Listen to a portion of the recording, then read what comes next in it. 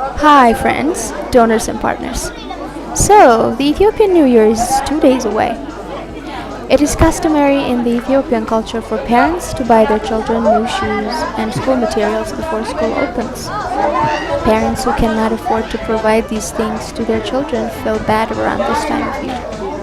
HCE steps in to fill this gap.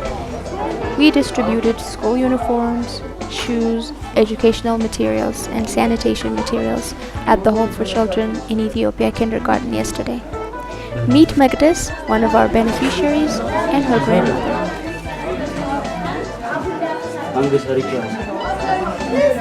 እንግዲህ ከመጀመሪያም ጀምሮ ልጄ በኤችአይቪ ነበር የሞቱት። ጦሬ ያጡት ቤተሰብ ነኝ እኔ። ቤተሰቤ ሞተዋል፣ ልጆቼ ሞተዋል። በእርግጥ እስካሁንም እየረዳኝ ነው ያለው። እኔ አቅም የለኝም። የልጅ ልጅ ነው የማሳድገው፣ እየረዳኝ ነው። አሁንም ለወደፊቱ እርዳታቸው እንዳይለይ በጣም አመሰግናለሁ። ምስጋና ከእናንተ ጋር ይሁን፣ አምላክ ከእናንተ ጋር ይሁን። እየረዱን ነው እስካሁን ድረስ። እኔ ለጉርሶ አይደለኝ ለሃለ ምንም የለም፣ ማንም ያውቃል። እና እስካሁን ድረስ በልጅ ልጅ እየረዳኝ ያለ ድርጅት እያገኘን ነው። ደፍተርም እየረዳኝ፣ ስትሪትም እየረዳኝ፣ ዱቄትም ባለ ሰዓት እየወሰድኩ እየተጠቀምኩ ነው ያለሁት።